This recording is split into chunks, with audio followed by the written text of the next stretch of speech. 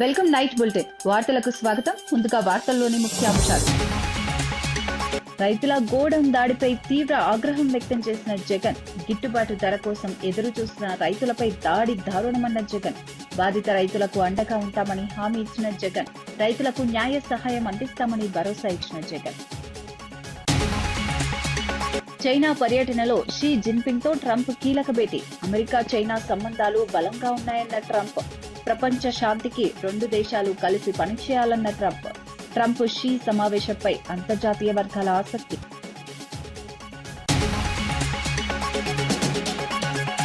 భగీరథ్ కేసులో రాజీ ఉండదన్న మంత్రి సీతక్క స్పష్టం. తప్పు చేసిన వారికి చట్టం ముందు శిక్ష తప్పదన్న సీతక్క. ప్రత్యేక మహిళా అధికారితో వేగంగా దర్యాప్తు కొనసాగింపు. మహిళల భద్రత విషయంలో రాజీ ఉండదన్న మంత్రి సీతక్క. ఫీడ్ వ్యాపారులు సిండికేట్ గా మారారన్న ప్రసాద్ రాజు. ధరల పెరుగుదలతో రైతులు తీవ్ర ఇబ్బందులు పడుతున్నారన్న నేత. రొయ్యల రైతుల సమస్యలపై ప్రభుత్వం స్పందించాలని డిమాండ్.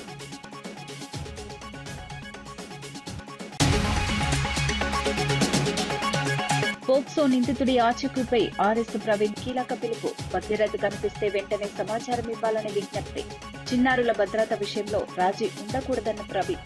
నిందితుడిని చట్టం ముందు నిలబెట్టాలని డిమాండ్ చేసిన ఆర్ఎస్.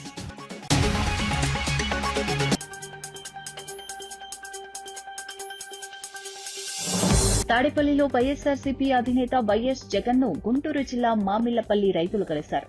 మొక్కజొన్నకు గిట్టుబాటు ధరలు లేక పంటను గోడౌన్లో నిల్వ చేసుకుంటున్నామని, అయితే టీడీపీ కార్యకర్తలు దాడి చేసి తాళాలు పగలగొట్టారని రైతులు వివరించారు. ఈ ఘటనకు సంబంధించిన ఫోటోలు, వీడియోలను జగన్ కు పంపించారు. ఎమ్మెల్యే ప్రోద్బలంతో వందలాది మంది గ్రామంలో విధ్వంసం సృష్టించారని ఆరోపించారు. రైతులపై అట్రాసిటీ కేసులు నమోదు చేయడాన్ని జగన్ తీవ్రంగా తప్పుబట్టారు. గిట్టుబాటు ధర కోసం ఎదురు చూస్తున్న రైతులపై దాడి చేయడం దుర్మార్గమని అన్నారు. బాధిత కుటుంబాలకు వైఎస్ఆర్సీపీ అండగా ఉంటుందని భరోసా ఇచ్చారు. అవసరమైన న్యాయ సహాయం లీగల్ సెల్ ద్వారా అందిస్తామని హామీ ఇచ్చారు.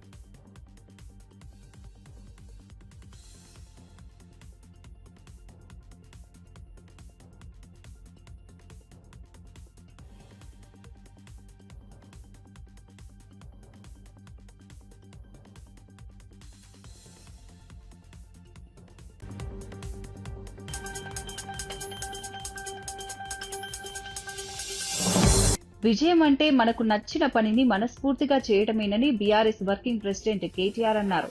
విద్యార్థులతో జరిగిన ముఖాముఖి కార్యక్రమంలో ఆయన కీలక సూచనలు చేశారు. తల్లిదండ్రుల మాట వింటూనే మనసు చెప్పే మార్గంలో ముందుకు వెళ్లాలని సూచించారు. జీవితంలో ఎవరినో అనుకరించకుండా మనకంటూ ప్రత్యేక గుర్తింపు సృష్టించుకోవాలని చెప్పారు. కొత్త బెంచ్ మార్క్ ఏర్పాటు చేసినప్పుడే నిజమైన విజయం లభిస్తుందని స్పష్టం చేశారు. ప్రతి విద్యార్థి తనలోని ప్రతిభను గుర్తించి దానికి తగ్గ దిశగా కృషి చేయాలని సూచించారు. ఇతరులను చూసి ఒత్తిడికి గురికాకుండా స్వంత లక్ష్యాలపై దృష్టి పెట్టాలని చెప్పారు. విజయానికి కష్టపడటం, పట్టుదల, ఆత్మవిశ్వాసం అవసరమని వివరించారు. మమ్మీ ఇష్టం, డాడీ ఇష్టంతో వచ్చిన వాళ్ళు రైట్. నిజంగా మీ ఇష్టంతో వచ్చిన వాళ్ళు ఎంతమంది?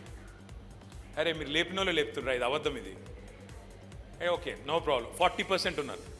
See, I'll tell you, success in my opinion, in my heart, according to me, నా పర్సనల్ ఒపీనియన్ ఇది, మీరైతే వాళ్ళ సంగతి నాకు తెలియదు, is being able to do something that you like where your heart takes you. For example, నాకు literature అంటే ఇష్టం అనుకో, నాకు రైటింగ్ ఇష్టం, ఒక పుస్తకం రాయడం ఇష్టం, నావెల్ రాయడం ఇష్టం, లేదా మ్యూజిక్ ఇష్టం.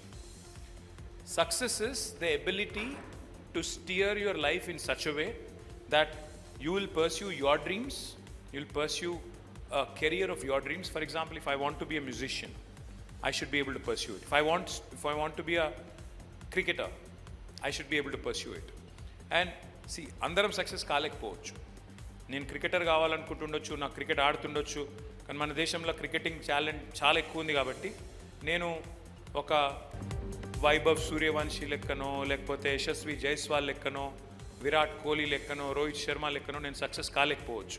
కానీ at least I would have tried, at least I would have chased my dream. So మీకు ఇష్టమైన సబ్జెక్టు కాకినాడ జిల్లా జగ్గంపేటలో ఈ నెల 26న దళిత క్రైస్తవ ఐక్యవేదిక ఆధ్వర్యంలో భారీ బహిరంగ సభ నిర్వహించనున్నారు. ఈ సభకు ఎంఆర్పీఎస్ వ్యవస్థాపక అధ్యక్షుడు మందకృష్ణ మాదిగ ముఖ్య అతిథిగా హాజరు కానున్నారు. సుప్రీంకోర్టు తీర్పు నేపథ్యంలో దళిత క్రైస్తవుల మత స్వేచ్ఛ, రాజ్యాంగ హక్కుల పరిరక్షణే ఈ సభ ప్రధాన లక్ష్యమని నాయకులు వెల్లడించారు. దళిత క్రైస్తవులకు న్యాయం జరగాలని, వారి సమస్యలపై విస్తృత చర్చ జరపాలని పేర్కొన్నారు. సమాజంలో సమాన హక్కుల సాధన కోసం ఐక్యంగా ముందుకు సాగాల్సిన అవసరం ఉందన్నారు. రాష్ట్రం నలుమూలల నుంచి పెద్ద సంఖ్యలో ప్రజలు పాల్గొనే అవకాశం ఉందని తెలిపారు. సభను విజయవంతం చేయాలని ఎంఆర్పీఎస్ నేతలు పిలుపునిచ్చారు.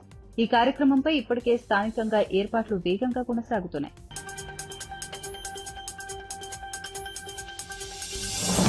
భగీరథ్ కేసులో ఎలాంటి రాజీ ఉండదని మంత్రి ధనసరి అనసూయ సీతక్క స్పష్టం చేశారు. ఈ వ్యవహారంలో తప్పు చేసిన వారు ఎంతటి వారైనా చట్టం ముందు శిక్ష తప్పదని హెచ్చరించారు. నిందితుల హోదా, రాజకీయ నేపథ్యం ఏమిటన్నది పక్కన పెట్టి విచారణ జరుగుతుందని తెలిపారు. కేసు దర్యాప్తు కోసం ప్రత్యేక మహిళా పోలీసు అధికారిని నియమించినట్లు వెల్లడించారు. దర్యాప్తు వేగంగా కొనసాగుతోందని, న్యాయం జరిగేలా ప్రభుత్వం కట్టుబడి ఉందన్నారు. బాధితులకు పూర్తి స్థాయిలో రక్షణ కల్పిస్తామని చెప్పారు. మహబూబాబాద్ కలెక్టరేట్లో జరిగిన సమీక్షా సమావేశంలో పాల్గొన్న సందర్భంగా ఈ వ్యాఖ్యలు చేశారు. మహిళల భద్రత విషయంలో ఎలాంటి రాజీ ఉండదని స్పష్టం చేశారు. బండి సంజయ్ గారి కుమారుడి మీద ఇచ్చిన కేసు ఉందో ఇయ్యగానే వెంటనే పోక్సో కేసు నమోదు చేశారు. తర్వాత విచారణకు ఒక స్పెషల్ టీం వేయడం జరిగింది. ఆ టీము ఫర్దర్గా యాక్షన్ తీసుకుంటుంది. మేము ఎవరికి సపోర్ట్ చేయడం లేదు. ఖచ్చితంగా మా ప్రభుత్వము ఆడపిల్లల పక్షాన ఉంటుంది, ఆడపిల్లల రక్షణ కోసం ఉంటుంది. కొంతమంది రాజకీయాల కోసం ఏదో మాట్లాడడం కాదు. ఈరోజు అమ్మాయికి న్యాయం జరగాలి, నిందితుడికి శిక్ష పడాలి. ఇది మా విధానం.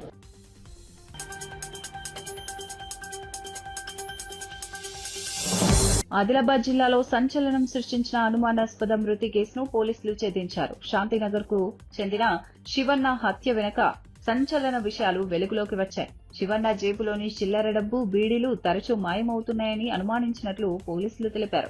ఈ విషయంలో స్నేహితుడు పోషెట్టిని ప్రశ్నించడంతో ఇద్దరి మధ్య వివాదం చోటు చేసుకున్నట్లు తెలిపారు.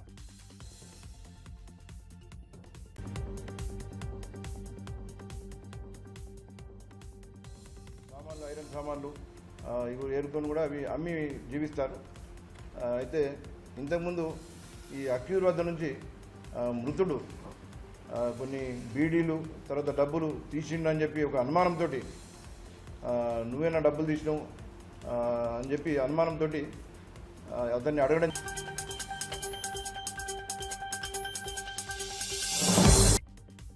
వైఎస్ఆర్సీపీ అఫీషియల్ ఇన్స్టాగ్రామ్ అకౌంట్ తొలగింపుపై ఆ పార్టీ లీగల్ సెల్ అధ్యక్షుడు మనోహర్ రెడ్డి తీవ్ర ఆరోపణలు చేశారు. చంద్రబాబు ప్రభుత్వాన్ని వ్యతిరేకించే వారిని తీవ్రవాదులుగా పరిగణిస్తున్నారని విమర్శించారు. పోలీసు వ్యవస్థ ద్వారా రిపోర్టులు పంపించి సోషల్ మీడియా ఖాతాలను లక్ష్యంగా చేసుకుంటున్నారని ఆరోపించారు.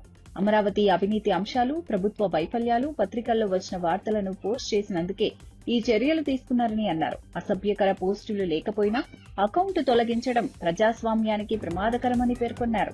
ప్రభుత్వంపై ప్రశ్నలు లేవనెత్తే స్వరాలను అణచివేసే ప్రయత్నం జరుగుతోందని ఆరోపించారు. సోషల్ మీడియా వేదికలను రాజకీయంగా వినియోగిస్తున్నారన్న విమర్శలు కూడా చేశారు.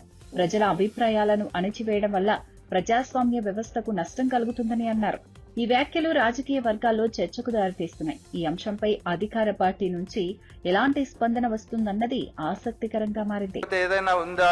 ఏం లేవు అట్లాంటివి. మామూలుగానే వాటిల్లో ముఖ్యంగా ప్రభుత్వ విధానాలను సహేతుకంగా విమర్శించిన పోస్టులే అందులో ఎక్స్ హ్యాండిల్లో ఉంటే వాటిల్లో కూడా వాటిపైన కూడా నోటీసులు ఇస్తున్న సందర్భం చూస్తున్నాం. అమరావతి ముసుగులో దోపిడీని వ్యతిరేకించిన తర్వాత ఈనాడు పేపర్లో వచ్చిన 2,500 కోట్ల రూపాయలు అద్దాలకు మాత్రం గ్లాసెస్ కి అమరావతి బ్యూటిఫికేషన్ లో భాగంగా దానికి 2,500 కోట్లు ఖర్చు పెడుతున్నారని ఈనాడులో ఒక వార్త వస్తే ఆ వార్తను పోస్టు చేస్తే దానిపైన కూడా ఒక నేరంగా చిత్రీకరించి ఇది చేయడం. తర్వాత కరెంటు ఛార్జీలను ప్రభుత్వం పెంచితే ఇది సరైనది కాదు, ప్రజలను అడ్డు విర్చడమే అని చెప్పి ఓ పోస్టు పెడితే దాన్ని తొలగించమని ఆదేశాలు. కర్నూలు బస్సు యాక్సిడెంట్ కు కారణాలు కేవలం బెల్ట్ షాపులు మాత్రమే. ఆ రోజు జరిగిన సంఘటనలో 19 మంది ప్రాణాలు కోల్పోవడానికి కారణం ఈ ప్రభుత్వం నిర్వహిస్తున్నటువంటి మద్యం పాలసీ, అలాగే విచ్చలవిడిగా ఉన్నటువంటి బెల్ట్ షాపులన్నీ ప్రశ్నిస్తే అది ఒక నేరమే. దానిపైన ఎఫ్ఐఆర్లు, తర్వాత దానిపైన అన్నిటికీ కంప్లైంట్లు. తర్వాత టీటీడీ చైర్మన్ బిఆర్ నాయుడు గారి రాసలీలల గురించి వీడియోలు వస్తే అవి మాధ్యమాల్లో ప్రసారం అయితే వాటిపైన కేసులు. రెడ్ బుక్ రాజ్యాంగాన్ని విమర్శించినా సరే సోషల్ మీడియా హ్యాండిల్స్ పై అక్రమ కేసులు ఇవన్నీ పెడతా ఉండడం ఈ రాష్ట్రంలో సర్వసాధారణంగా జరుగుతా ఉంది. అదేవిధంగా ఇప్పుడు కొత్త పద్ధతి ఏంటంటే చంద్రబాబు గారు అనుసరిస్తున్న కొత్త పద్ధతి శాంతి భద్రతల నిర్వహణకు గాని, శాంతియుతమైన సమాజంలో అశాంతి లేకుండా శాంతి భద్రతలను కాపాడాల్సినటువంటి పోలీసు వ్యవస్థను మొత్తం తన పార్టీ ప్రయోజనాల కోసం, అలాగే ప్రతిపక్ష పార్టీకున్న మీడియాలని వేధించడం కోసం సర్వశక్తులు ఒడ్డేలా పోలీసు యంత్రాంగాన్ని తన గుప్పిట్లో పెట్టుకుని వ్యవహరిస్తున్నారు. దీన్ని చంద్రబాబుకు అడుగులకు మడుగులొత్తే కొంతమంది అధికారులు తమ భుజాన వేసుకుని వీరభక్తి ప్రదర్శిస్తూ రాజ్యాంగానికి వ్యతిరేకంగా, క్రిమినల్ జస్టిస్ సిస్టానికి వ్యతిరేకంగా, చట్టాలకు వ్యతిరేకంగా వాళ్ళు ఇవాళ ప్రవర్తిస్తున్నారు. ఇన్ఫర్మేషన్ టెక్నాలజీ యాక్ట్ సెక్షన్ 69 ప్రకారం పోలీసులు వ్యవహరించాలా, ఎవరైనా వ్యవహరించాలా. అందులోనే 2009లో కొన్ని రూల్స్ కూడా ఫ్రేమ్ చేశారు. 66 యాక్ట్ ని, దాంట్లో ఇన్ఫర్మేషన్ టెక్నాలజీలోని సెక్షన్ 66 ని సుప్రీంకోర్టు కొట్టివేసింది. కేంద్రం రూపొందించిన రూల్స్ ప్రకారం ఇవాళ ఎవరైనా నడుచుకోవాల్సిందే, ఏ పార్టీ అయినా ఎవరైనా. ఏదైనా ఒక హ్యాండిల్లో, ట్విట్టర్లో కానీ, ఫేస్బుక్లో కానీ, ఇన్స్టాలో కానీ ఏదైనా ఒక వీడియో కానీ లేకపోతే ఒక కంటెంట్ కానీ పోస్ట్ చేస్తే అది వాళ్ళకి ఇబ్బందికరంగా ఉంది అంటే వాళ్లకు ఒక మెకానిజం ఉంది. ఆ మెకానిజం ద్వారా మాత్రమే పోవాలా. ఫస్ట్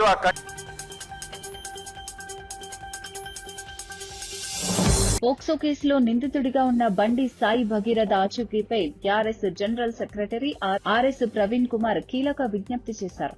ఈ ఫోటోలో ఉన్న వ్యక్తి ఎక్కడైనా కనిపిస్తే వెంటనే 1098 కు సమాచారం ఇవ్వాలని కోరారు. ప్రస్తుతం అతను కనిపించడం లేదని చెప్పారు. చిన్నారుల భద్రత విషయంలో ఎలాంటి రాజీ ఉండకూడదని పేర్కొన్నారు. ప్రజలు అప్రమత్తంగా ఉండి అవసరమైన సమాచారాన్ని పోలీసులకు అందించాలని కోరారు. మీకు ఈ 3 రూపాల్లో ఈ వ్యక్తి అబ్బాయి కాదు, నాకు వయసు 26 సంవత్సరాలు, సారీ, ఈ వ్యక్తి కనిపిస్తే దయచేసి 1098 చైల్డ్ హెల్ప్ లైన్, ఈ ప్రెస్ కాన్ఫరెన్స్ నిజంగా చెప్పాలంటే సీతక్క గారు పెట్టాలి. ఈ రాష్ట్రంలో మహిళా శిశు సంక్షేమ శాఖ మంత్రి దనసరి అనసూయ అలియా సీతక్క గారు పెట్టాలి.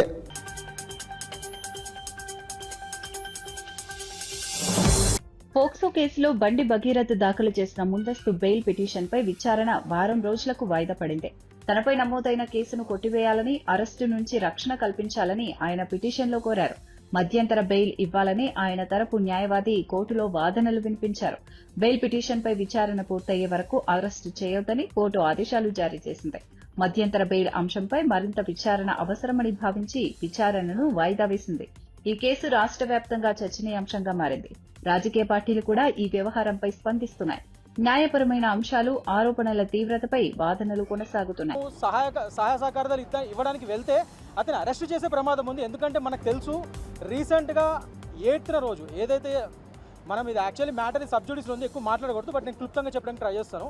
ముఖ్యంగా ఏదైతే 8th మే రోజు ఎఫ్ఐఆర్ అయిందో అక్యూజ్డ్ మీద, దాని తర్వాత నెక్స్ట్ డే మళ్ళీ ఇంకో స్టేట్మెంట్ తీసుకొని ఫస్ట్ ఇనీషియల్గా పోక్సో యాక్ట్ సెక్షన్ 5 and 11 పెట్టలేదు. ఏదైతే అబౌవ్ 7 years ఉందో సెక్షన్ 5 and 11 అవి పెట్టకుండా కేవలం 3 years సంబంధించిన పోక్సో యాక్ట్ సెక్షన్స్ మాత్రమే పెట్టడం జరిగింది. కానీ what ever might be the reasons, తర్వాత 9th తర్వాత మళ్ళీ స్టేట్మెంట్ తీసుకుని దాని తర్వాత నెక్స్ట్ 7 ఏళ్ళకి పైగా శిక్ష పడే ఆల్టర్ చేస్తూ ఆ సెక్షన్స్ని మార్చి 7 ఏళ్ళు పైబడే శిక్ష పడే పనిష్మెంట్ అట్రాక్ట్ అయ్యే సెక్షన్స్ పెడతాం జరిగింది. సో దాని మీద ముఖ్యంగా ఇవాళ ఆర్గ్యుమెంట్స్ జరిగాయి, ఎందుకు ఈ ఆల్టరేషన్ జరిగింది ఏంటి అని. సో దాని మీద కూడా టైం కోరితే at the same time the material facts మా దగ్గర తగిన సాక్ష్యాధారాలు ఉన్నాయి. ముఖ్యంగా అది ఏదైతే ఇది పోక్సో వర్తించదని చెప్పడానికి అట్ ద సేమ్ టైం అవి ప్రూవ్ చేసుకోవడానికి ఆ మెటీరియల్ పోలీస్ వారికి సహకరిస్తూ ఆ మెటీరియల్ సబ్మిట్ చేయడానికి అక్యూజ్డ్ వెళ్ళే ఈ యొక్క ప్రక్రియలో అతను అరెస్ట్ చేసే ఛాన్సెస్ ఉన్నాయి. అప్పుడు ఈ బెయిల్ అప్లికేషన్ మొత్తాన్ని ఇన్ఫ్రాక్ట్ అయ్యే ఛాన్సెస్ ఉన్నాయి. సో అట్లీస్ట్ ఈ బెయిల్ హియరింగ్ ఫైనల్ హియరింగ్ అయ్యేంత వరకు ఈ ఇంటరిమ్ బెయిల్ మాత్రం మాకు అంగీకరించండి అని చెప్పి నిరంజన్ రెడ్డి గారు చాలా అద్భుతంగా వాదించడం జరిగింది. సో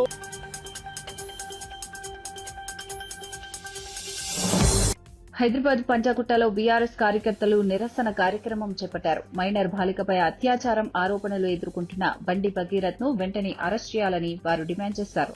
కాంగ్రెస్ ప్రభుత్వం ఉద్దేశపూర్వకంగానే అరెస్టులో జాప్యం చేస్తోందని ఆరోపించారు. బీజేపీ కాంగ్రెస్ పార్టీల మధ్య లోపాయికారి ఒప్పందం ఉందని విమర్శలు గుప్పించారు. ఇప్పటిపై కఠిన చర్యలు తీసుకోవాలని కోరుతూ అంబేద్కర్ విగ్రహం వద్ద ఆందోళన నిర్వహించారు. చట్టం ముందు అందరూ సమానమే, అయితే ఈ కేసులో ఎందుకు ఆలస్యం జరుగుతోందని ప్రశ్నించారు. బాధితురాలికి న్యాయం జరగాలంటే వెంటనే చర్యలు తీసుకోవాలని డిమాండ్ చేశారు. కేసును రాజకీయంగా కాకుండా చట్టపరంగా చూడాలని అన్నారు. ఈ నిరసనలతో పంజాగుట్ట పరిసరాల్లో కొంత ఉద్రిక్త పరిస్థితులు నెలకొన్నాయి.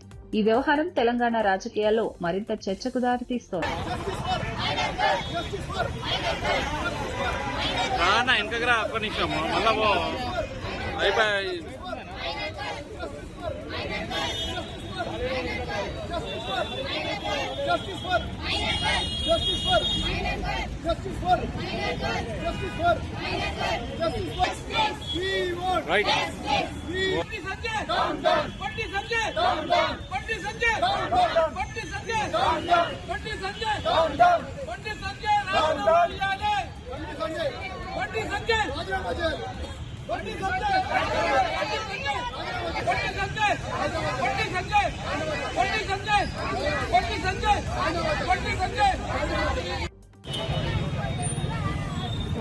అన్నా చెప్పండి. కరీంనగర్ ఎంపీ కేంద్ర హోంశాఖ సహాయ మంత్రి బండి సంజయ్ గారు ఆయన సుపుత్రుల మీద దాదాపుగా వారం రోజుల క్రితం 8వ తారీఖున పోక్సో కేసు ఒక మైనర్ బాలికని ప్రలోభ పెట్టాలని కేసు చేయడం జరిగింది. ఈ రోజు వరకు కూడా పోలీసులు అరెస్ట్ చేయకపోవడం దురదృష్టకరం. నేను అడుగుతా ఉన్న బండి సంజయ్ గారిని, మీకో న్యాయమో సామాన్య ప్రజలకో న్యాయమా? అదే మీ కుటుంబ సభ్యులైతే ఈ విధంగానే ప్రవర్తిస్తారు. మీరు ఎందుకని మీ సుపుత్రులను దాపెడతా ఉన్నారు? ఎందుకు స్విచ్ ఆఫ్ చేస్తా ఉన్నారు? ఎందుకు పోలీసులకు మీరు అప్పచెప్పట్లేదు? ఒక మైనర్ బాలిక న్యాయం జరగాలంటే నేను డిమాండ్ చేస్తా ఉన్నాను, బండి సంజయ్ గారు మీరు రాజీనామా చేయండి, మీ సుపుత్రుని పోలీసులకు అప్పచెప్పండి, అప్పుడే ఈ ఒక మైనర్ బాలిక న్యాయం జరుగుతుంది. కాబట్టి ఇంకోటి, నేను ఈ రాష్ట్ర ముఖ్యమంత్రి హోంశాఖ మంత్రి అయినటువంటి మన రేవంత్ రెడ్డి గారిని అప్పీల్ చేస్తా ఉన్నాను.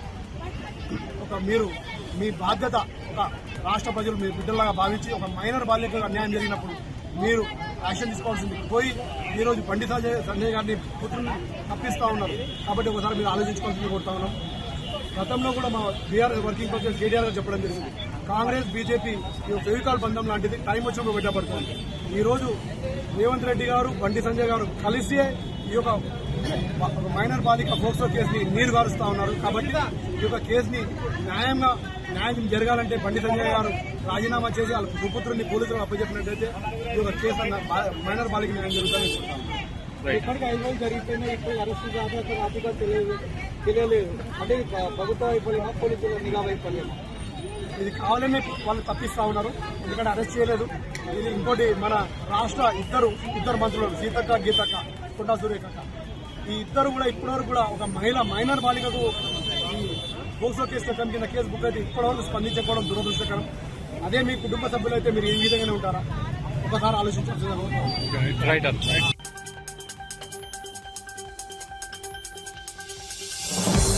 రొయ్యల ఫీడ్ వ్యాపారులు సిండికేట్ గా మారి ధరలను భారీగా పెంచారని వైఎస్ఆర్సీపీ నేత ముదునేరి ప్రసాద్ రాజు ఆరోపించారు. దీనిపై ప్రభుత్వానికి ఎలాంటి అజమాయిషీ లేదని విమర్శించారు. ముఖ్యమంత్రి చంద్రబాబు, మంత్రి లోకేష్ బంధువుల ప్రమేయం ఉండటమే దీనికి కారణమని వ్యాఖ్యానించారు. ఫీడ్ ధరల పెరుగుదలతో రొయ్యల రైతులు తీవ్ర ఇబ్బందులు ఎదుర్కొంటున్నారని అన్నారు. ఇప్పటికే సాగు ఖర్చులు పెరిగిపోవడంతో రైతులు ఆర్థిక ఒత్తిడిని ఎదుర్కొంటున్నారని తెలిపారు. ధరల నియంత్రణకు ప్రభుత్వం చర్యలు తీసుకోవాల్సిన అవసరముందన్నారు. వ్యవసాయ అనుబంధ రంగాల సమస్యలను ప్రభుత్వం నిర్లక్ష్యం చేస్తోందని ఆరోపించారు.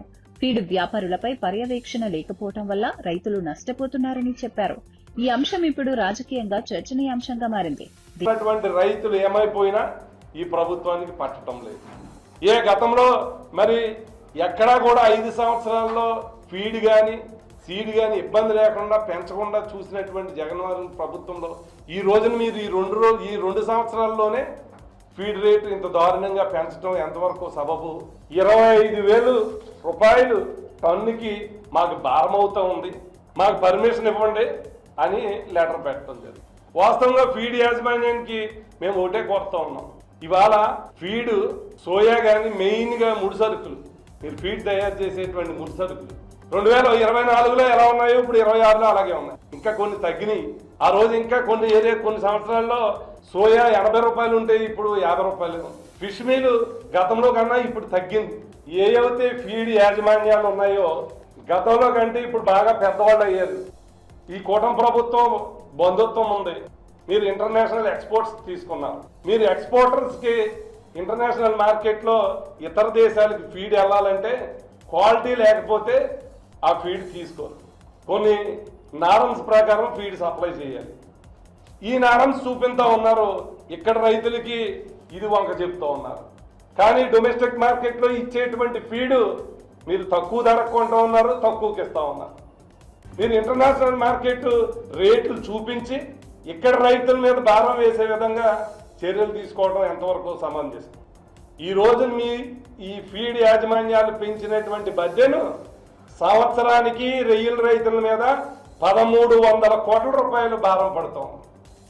వచ్చేటువంటి ఏమో ఉత్పత్తి చేసి కష్టపడి తయారు చేసే రైతుకు మిగిలేదు లేదు. ఎకరాల లెక్క కాదు, ఇంకా ఆ లెక్క లేదు, మొత్తం అందరికి ఇచ్చేస్తామన్నారు. ఆక్వాజోన్ లేదు, నాన్ ఆక్వాజోన్ లేదు, మొత్తం అందరికి ఇస్తామన్నారు. ఇంతవరకు ఎందుకు మీరు దీని మీద ఎవరో మాట్లాడలేదు? పైగా మీకు ముడుపులు ఇస్తున్నారని ఒక పక్క ఫీడ్ యాజమాన్యానికి సహకరిస్తూ ఉన్నారు. మొన్న ఫిబ్రవరి నెలలో 4,000 రూపాయలు పెంచారు, ఈ రోజున 12,000 రూపాయలు పెంచారు. సుమారు టన్నుకి 16,000, అంటే 20% పైగా మీరు ఇవాళ మేత రేట్లు పెంచి రొయ్యల రైతుల్ని పొట్టం పెట్టుకోబోతూ ఉన్నారు మీరందరూ కూడా.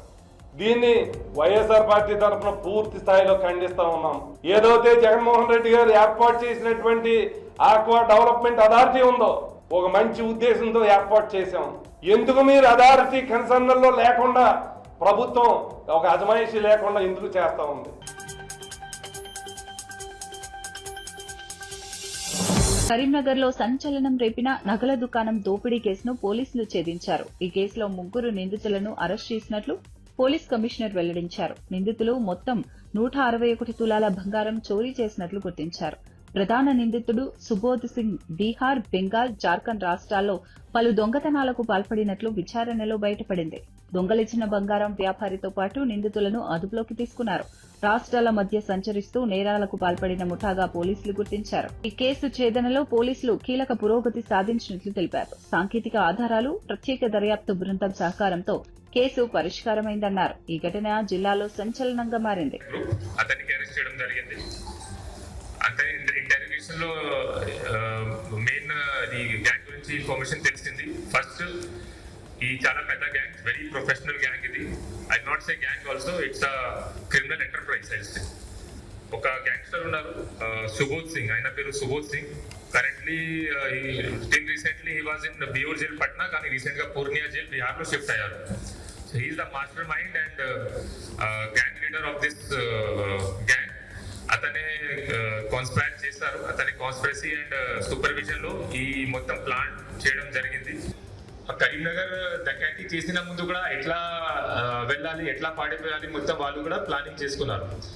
నా జనరల్ గా మెయిన్ రోడ్స్ లో మన ఇమీడియట్ గా ఆఫెన్స్ అయిన తర్వాత చెకింగ్ ఉంటాయి కాబట్టి వాళ్ళు ఇంటర్నల్ రోడ్స్ సెలెక్ట్ చేస్తారు.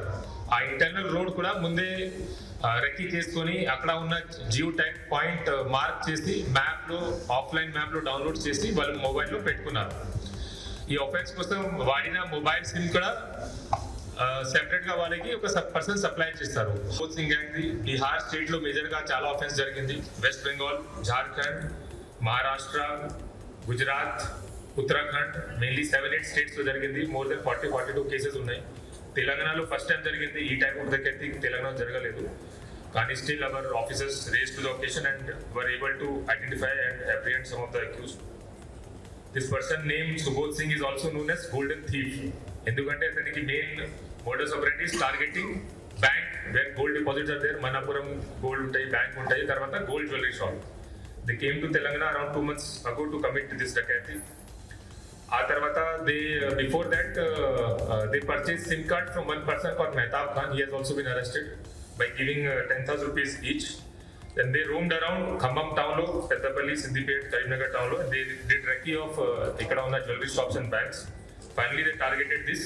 కానీ ఇక్కడ ఈ షెల్టర్ తీసుకొని ఇక్కడ టార్గెట్ చేస్తే పోలీస్ వాళ్ళు ఈజీగా పట్టుకున్నారు కాబట్టి ఇక్కడ నుంచి 2 hour డిస్టెన్స్ లో ధర్మపురి టౌన్ లో ఫస్ట్ రోజు షెల్టర్ తీసుకున్నారు.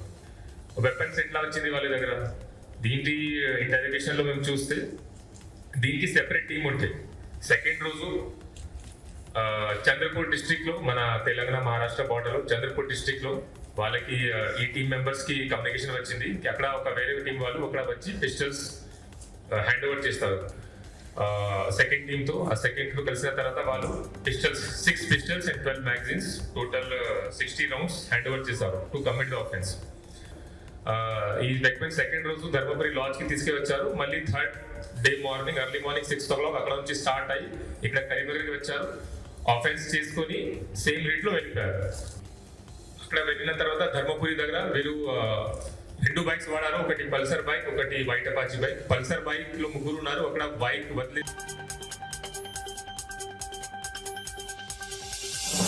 ఆంధ్రప్రదేశ్లో ఇంధన పొదుపు, కాలుష్య నియంత్రణ లక్ష్యంగా ముఖ్యమంత్రి కీలక సూచనలు చేసినట్లు మంత్రి వెల్లడించారు. ప్రభుత్వ శాఖల్లో వారానికి 2 రోజులు వర్క్ ఫ్రం హోం విధానాన్ని పరిశీలించాలని సూచించినట్లు తెలిపారు. ప్రతి శుక్రవారం నో వెహికల్ డే పాటించే అంశాన్ని అమలు చేయాలని ప్రతిపాదించారు.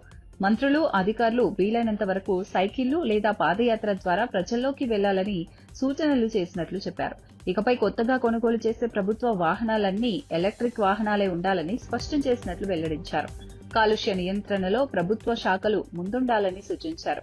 పర్యావరణ పరిరక్షణ కోసం ప్రజల్లో అవగాహన పెంచే చర్యలు చేపట్టాలని తెలిపారు. అక్కడ ఆ కొంచెం దూరం కూడా మనం కార్లు వెళ్తాం. మనం కార్లు ఎప్పుడైతే వెళ్తామో అన్ని కార్లు మన వెనకాల వస్తాయి, స్కాట్ అన్ని కూడా. అట్లా కాకుండా పక్కన బజారే కాబట్టి నడుచుకుంటూ వెళ్తాం. ఇవన్నీ కూడా మోడల్గా మనం అందరూ కూడా ఉండాలని చెప్పేసి ముఖ్యమంత్రి గారు సూచించడం జరిగిందని చెప్పేసి నేను మనవి చేస్తాను. ఒకరోజు నో వెహికల్ ఫ్రైడే అంటే ఆ రోజు అసలు వాహనాలు వినియోగించుకోకుండా ఈ కాన్వాయ్లు బస్సుల్లో కానీ లేకపోతే అసలు వాహనాలు తగ్గించుకుని ఒకవేళ మీటింగ్స్ ఏమైనా ఉంటే వర్చువల్ మీటింగ్స్ కండక్ట్ చేయటం ఇవన్నీ కూడా చెప్పడం జరిగిందని చెప్పేసి నేను మనవి చేస్తాను. అదేవిధంగా అధికారులు కూడా అవసరం వస్తే 2-3 ఆఫీసులు కలిసి, అదేవిధంగా మంత్రులు కానీ కలిసి అంటే షేరింగ్ లాగా వస్తే కూడా కొంత అంటే దీని మూలంగా ఎంత వస్తుంది అనేది కాదు, ఒక మోటివేషన్ టు ది పబ్లిక్. అంటే దేశం ఎదుర్కొ క్రైసిస్లో ఉన్నప్పుడు మనందరం కూడా నిలబడాలి అనే స్ఫూర్తితో ఇవన్నీ కూడా డిస్కస్ చేయడం జరిగిందని చెప్పేసి నేను మనవి చేస్తాను. అదేవిధంగా వీక్లీ గవర్నమెంట్ డిపార్ట్మెంట్స్లో ప్రతి వారం కూడా ఎంత డీజిల్ వాడుతున్నాము, ఎంత ఖర్చు అవుతుంది, ఎన్ని కిలోమీటర్లు తిరిగే దాని మీద కొంచెం మానిటర్ పెట్టమని చెప్పి ఇంతకుముందు లేని కొంచెం చెక్స్ పెట్టమని చెప్పేసి చెప్పడం జరిగింది. ఒకవేళ కొత్త వెహికల్స్ ఏమైనా కొంటే అవన్నీ కూడా ఈవీ వెహికల్స్ కొంటే బాగుంటుందని కూడా సూచన చేశారు. ఈవీ వెహికల్స్ కొనడానికి ప్రయత్నం చేయమని చెప్పేసి కూడా చెప్పడం జరిగిందని చెప్పేసి మనం చేస్తాను. మరి ఇది INPR శాఖ ద్వారా ఈ ఏదైతే చర్యలు ఉన్నాయో పబ్లిక్ని మోటివేట్ చేసే విధంగా సోషల్ మీడియా ద్వారా లేకపోతే పత్రికా ప్రకటన ద్వారా టీవీ ప్రచారం ద్వారా వీటన్నిటిని కూడా ప్రజలకి చేరవేయమని చెప్పేసి కూడా చెప్పడం జరిగిందని చెప్పేసి నేను మనవి చేస్తాను. మరి step for the nation awareness campaign promoting walking and cycling. నేను చెప్పేది కొంతమంది ముఖ్యమంత్రి గారు అవసరం వస్తే అందరం సైకిల్ మీద కూడా వద్దాం సెక్రటరియట్కి అంటే ఒక మోటివేషనల్గా